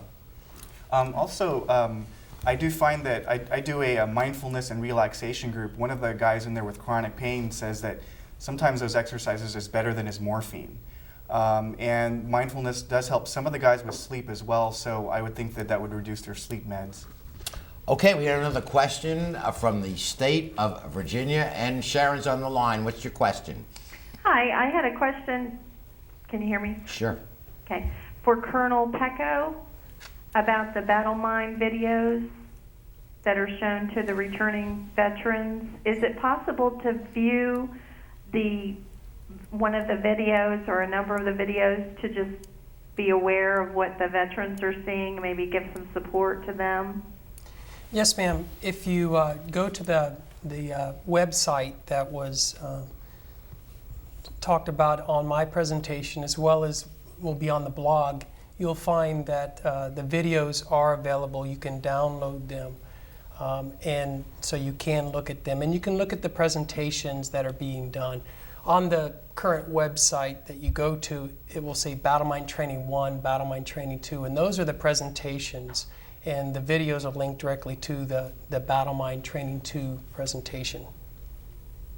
And the essence of that is to get the soldier or the military person focused in the moment. It's helping them to understand what the things they did, the skills they used to survive in combat, how those skills are strengths, but if we don't modify them now that we've come home, they could cause problems for us. And it would be helpful for the family members to see that and understand that and appreciate it as well. Commander, people being trained to kill in combat, and now they come back and there's an entirely different set of rules. It's a 180. it's a very difficult transition. And you think back in previous wars, World War II, it took months for the service members to come back from war. And they had time to be on the ships and talk with their buddies and process through these adventures, and all the combat experiences they went through. But nowadays, they can be back in 2 days. So they can be in a firefight in Iraq and 2 days be back with their family.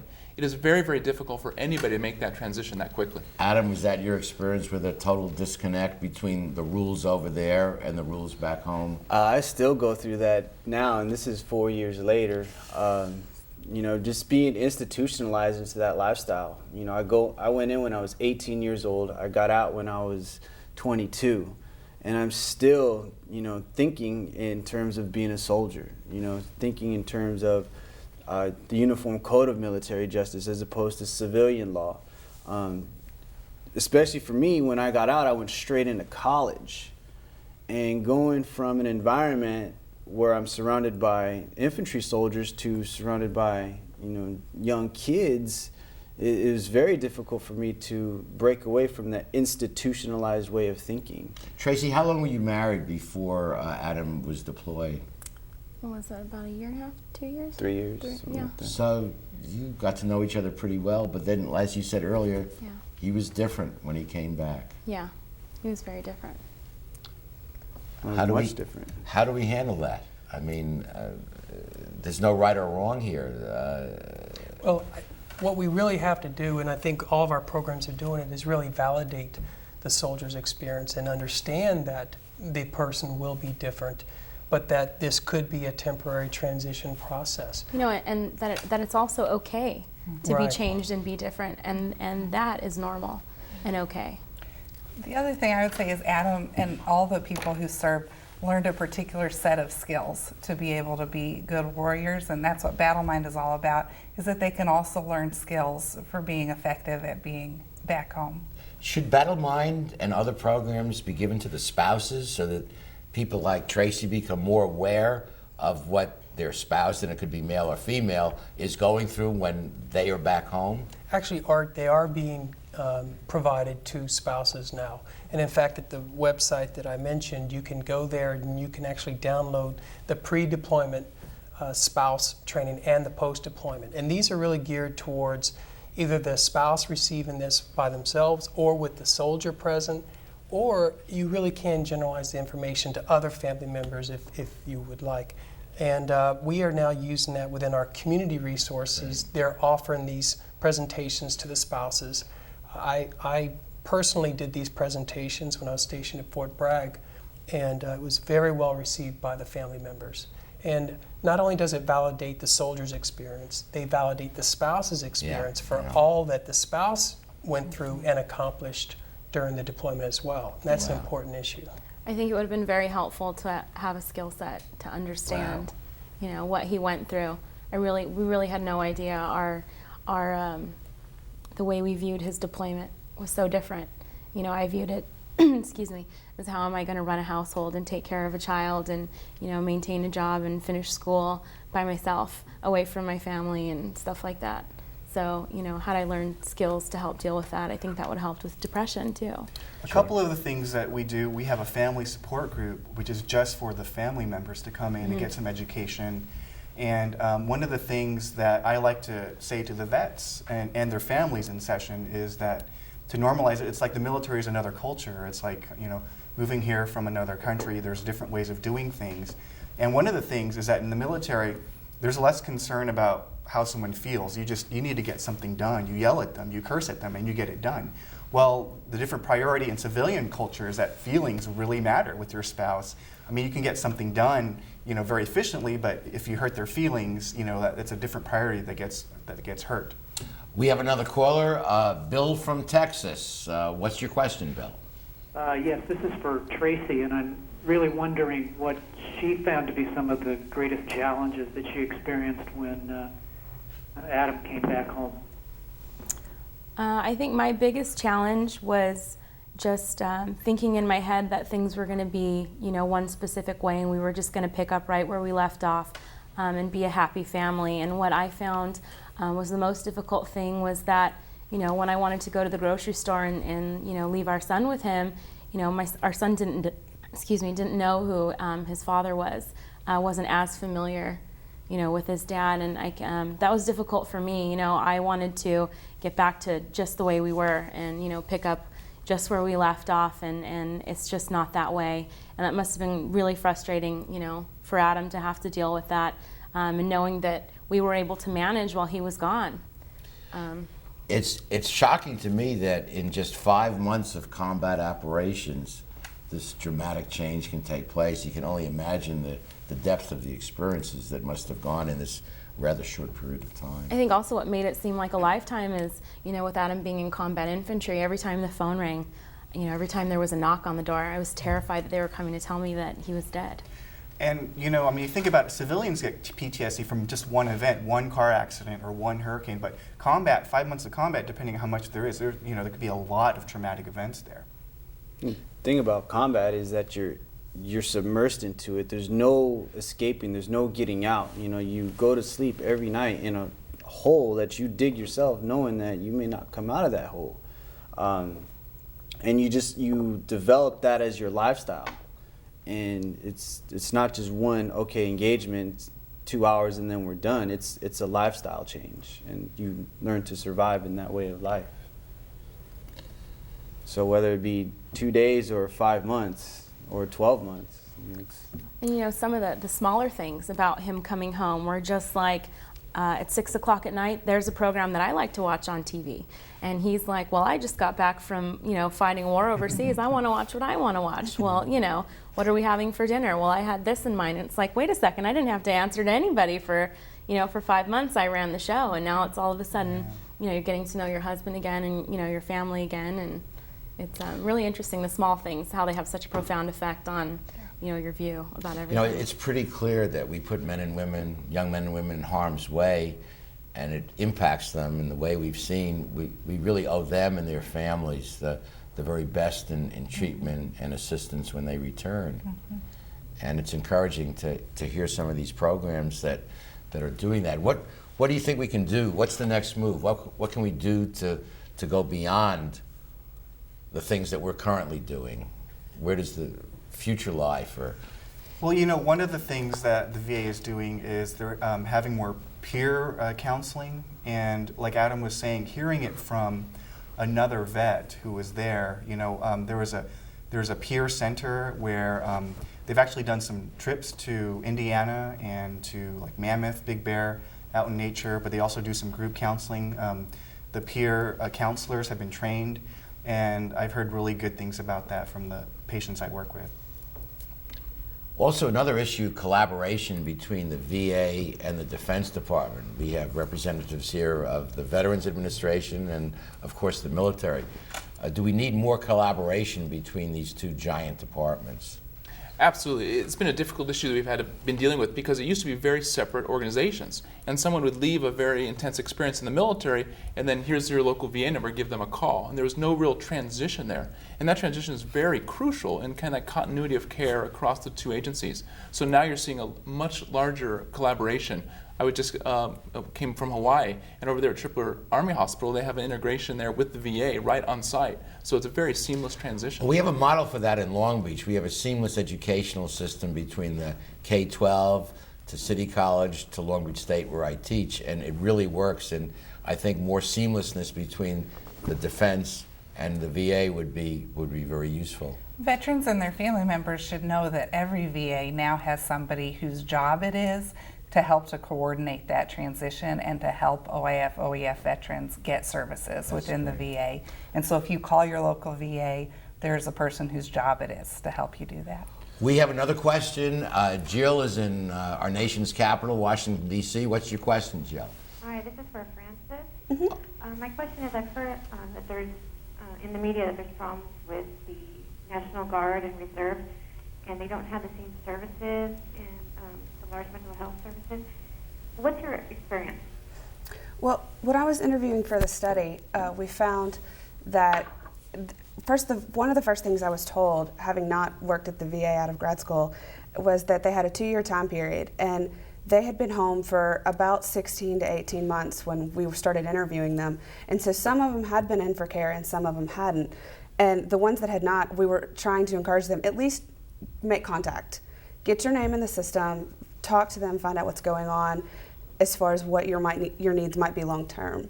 So just making available, I had a contact person at the VA I worked with in Arkansas and gave them her number and said, you know, give her a call. Can you guys add anything to that for? We are seeing National Guard and reservists, and they do have significant PTSD. They have a lot of combat experience, but I think Bush extended it to 5 years now. So, you know, we are seeing them. I am seeing them. One of the problems is so-called delayed reaction. The soldier gets back, and he or she thinks everything's cool, and let's just get on with it. And then months later, these problems arise. How do we address that problem of the delayed reaction, Commander? Well, the DoD has identified that as a significant problem as well, and they have different screening instruments. They do it at different times. So immediately when they return, they'll take a post-deployment health assessment, but then 3 months later, they'll also be screened as well. So they want to make sure they give the opportunity at different times, because there is sometimes a delayed reaction for some of the combat veterans. You know, with that,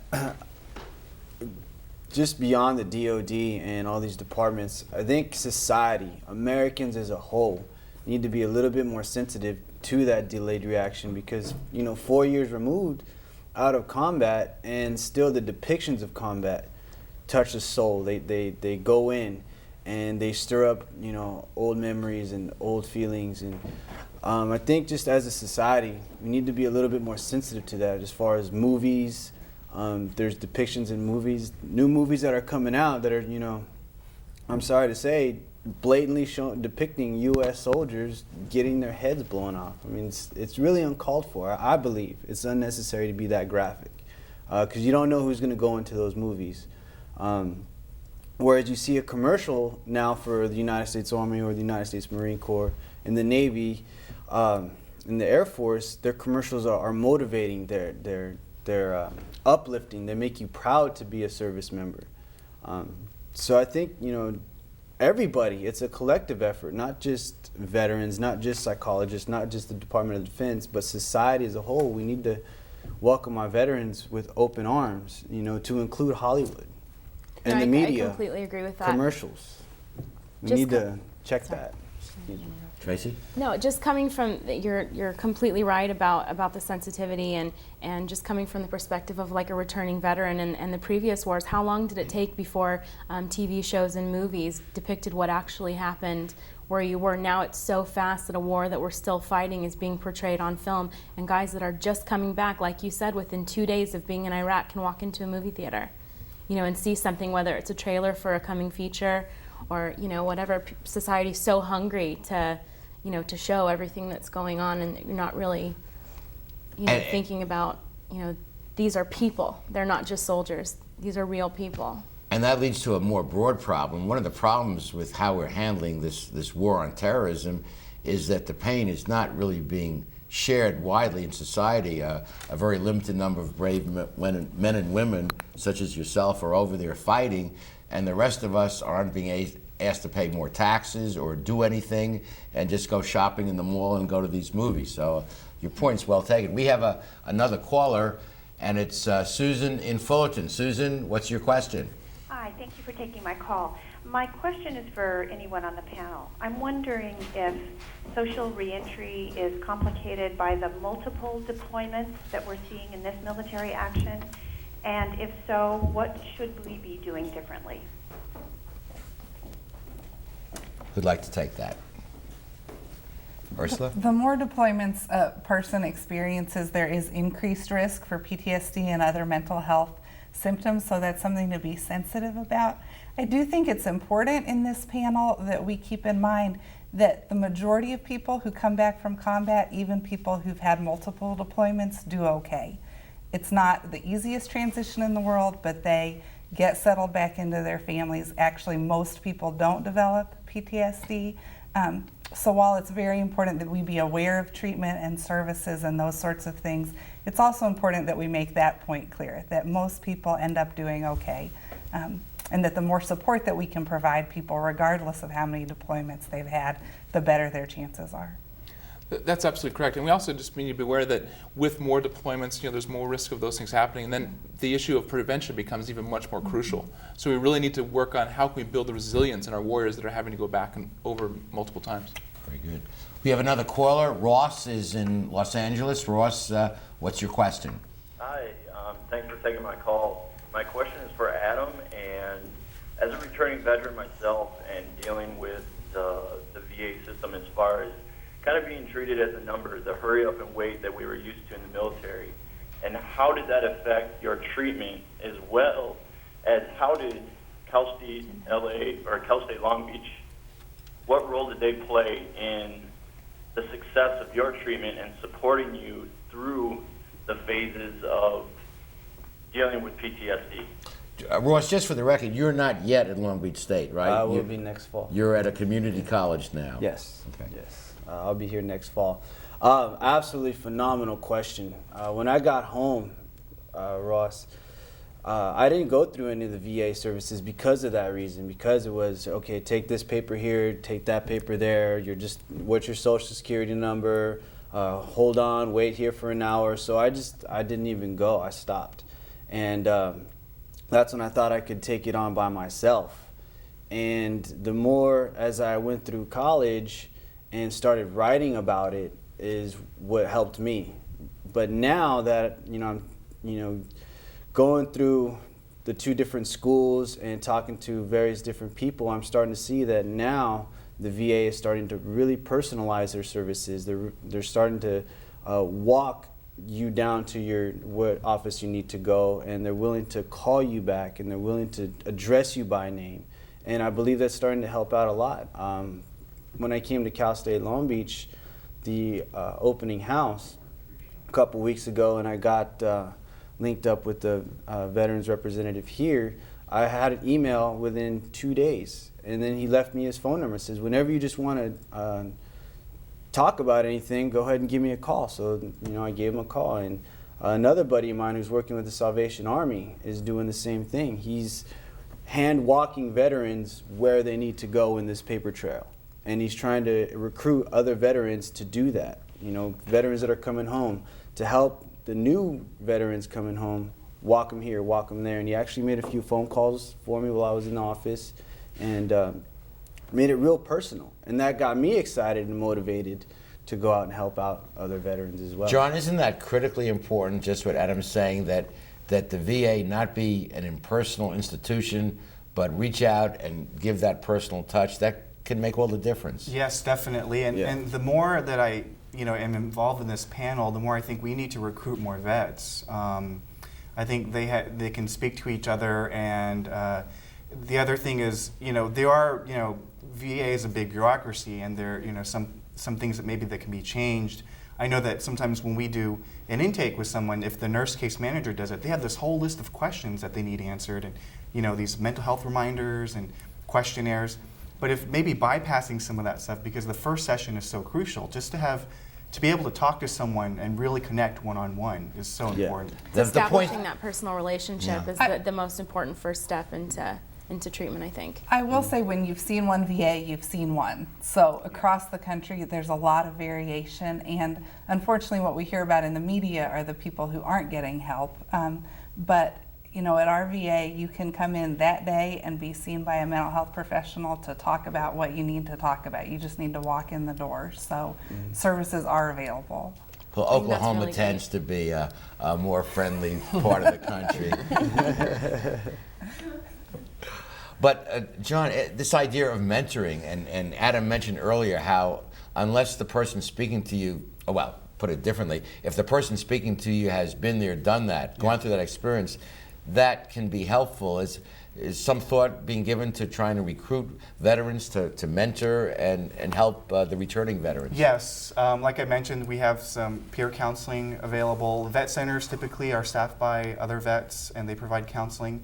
But I also work effectively with a lot of the guys, and I tell them, if some of them ask me, how can you help me? And I tell them, yes, I'll never know what it's like to be in direct combat. I'm a civilian. And at the same time, I have worked with a lot of guys who have found it helpful. I do know how to deal with emotions, anger, fear, sadness. And sometimes I use the analogy, does a doctor need to have diabetes to be able to treat it? Okay, we have an email question, and this is to you, Adam. You said you came back from deployment and immediately went into college and struggled being surrounded with a different environment and young students. What types of services and support would have been helpful to you? I guess you were going to Pasadena College at the time. What kind of services there would have been helpful to you? Well, what would have been is, on a college campus, there's a club for everything. Every organization, group of people has a club. There's no veterans club. And I tried to start a club, but the paper trail that you have to go through to start a club is exhausting. So you kind of just put it down. And so if they can establish a club on campus with veterans that'll help each person come back and go through the matriculation process. Say you're gonna have to do some testing, these are the classes you're gonna need, these are the counselors I recommend, these are the professors I recommend. It would have made that a much easier time. But I had to do it, just by asking questions. What I did for me is I got involved. Got involved with student government. I got involved with the Senate, with student council, and I just started trying to mingle in and trying really hard to fit in with all the other students. But it was tough. It was really tough. If I would have had another vet there to help me go through that process, it would have been easier. So bureaucracy is not restricted to the military or the VA. No, not at all. In academia. No, it okay. is. we have a caller, Monica from Pomona. Monica, what's your question? Yes, my question is for Adam and Tracy. I've been seeing this young couple. I'm a therapist, and the wife just came back from the war. I noticed there seems to be some secrecy or protectiveness, I don't know which, of what she has gone through in the war, and that seems to create some problems in the marriage. I wonder if that's something you have Wow. you see in veterans, and is it something common, and what suggestions you have regarding how to break that barrier in the communication? What a question. Well, the secrecy, I think, was definitely an issue for us. I know when he first came back, I was wanting him so bad to tell me what he did over there. And, the second that he started to tell me, the look on my face was just, it was scary the way that, I was receiving the information. So I think they have a tendency to close up and not want to talk, to keep their spouses protected because they don't want them to know, the kind of person that they've been trained to be, the kind of machine or the soldier that they've been trained to be to do the specific job that they needed to do. It's very hard I think it was very hard for Adam to come back and, explain that to me and see the way that I was receiving it, and I wasn't receiving it as positively as I could, partly because I didn't go through any of the, reintegration training for families. I didn't know any tools. I didn't know how to receive that kind of information, and I think had some of these services been available, to me during, his return, I think, we, could possibly be in a different place. I think the solution to the secrecy and what would have worked is just establishing an area with no judgment. Just to say, okay, whatever you say is what you say. There's going to be zero judgment. You kind of have to get a sense is the soldier understands unconditional hatred. That's what he's coming from. That's what we know is that unconditional hatred. In order to do what we do, we have to develop a level of hatred. So in order to counteract that, we need to come back to an environment where it's an unconditional love. That love where no matter what happens, it's just going to be about love. And that's one of the things that's helped me come home is understand what that unconditional love means, because I've felt that hatred, and that hatred is very nasty. And so if we could just bridge that gap and say, okay, squash the hatred, this is all about love. That's the key word here, just I love you, and whatever you say is what you say. So no secrets, no judgments. You can be as real as you want to be. Adam, did you want to be real and share all this with your wife, or did you not want to when you first came back until you saw her reaction? Was your instinct to hold it in, or was your instinct to gush it out? It fluctuated back and forth during the return home process. During the war, I wanted to flush it out on the plane back. I wanted to hold it in on the bus ride back from the plane. I wanted to flush it out while I was standing in formation to be let go. I wanted to hold it in. It goes back and forth. That's a situational moment. Yeah. that's okay. You know, I may be in the shower, I'm thinking to myself, okay, I'm gonna hold everything in, but then I come out and we sit down for dinner and it's quiet, and then I just start pouring everything out. You know, but as long as I understand that no matter what, there's that unconditional love. Very good. We have time for one more call, and it's from Pasadena. Go ahead with your question, please. Pasadena, are you on the line? Okay, and Pasadena's not there. Ursula, One you thing had a I'll comment? say, because the previous caller was a therapist, is there's a great book by Dr. Sue Johnson called Emotion-Focused Therapy for Couples Dealing with PTSD. I just botched that title, but it's by Dr. Sue Johnson, and it's about therapy for couples where one is dealing with PTSD, and it has a lot of really good research support as a treatment approach, so that might be helpful. The other thing is some of the guys that I work with them one-on-one, and sometimes sorting things out one-on-one, and then later on they tell their spouses, and sometimes bringing the spouse in later, or doing individual as well as couples therapy at the same time. Okay, we have picked up our Pasadena caller. What's your question? Oh, yes, I'm right here. I'm sorry. Go ahead. I was curious to know what type of severe disorders can develop if the PTSD isn't treated and addressed? It could go from extreme violence, extreme rage, substance abuse to extreme depression, closedness, and everything in between. Anything can happen if you don't treat PTSD. It could come back when you think it's gone. You know, you always got to be aware of its existence. Don't try to hide from it. Don't try to run from it. But I've been through both. When I first got back, I was very aggressive. I had a lot of rage. I was, going out looking to fight. Alcohol abuse. Yeah. Then there went a period in time where I didn't want to do anything. Life just seemed surreal. So it could go both ends of the spectrum. It really can, and both are just as deadly as the other one.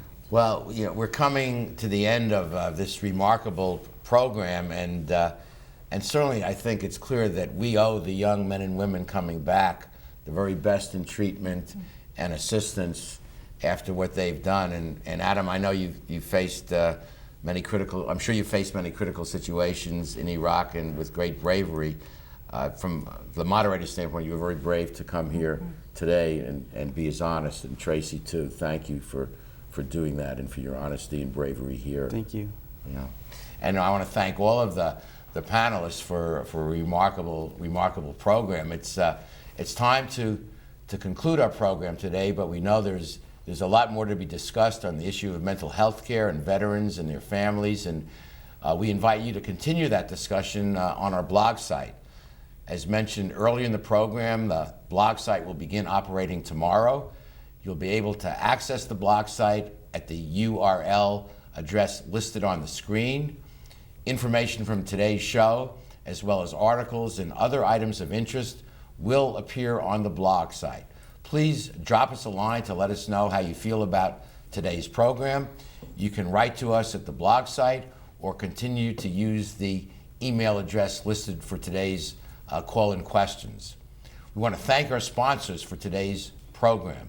They are the Veterans University and the College of Health and Human Services at California State University, Long Beach.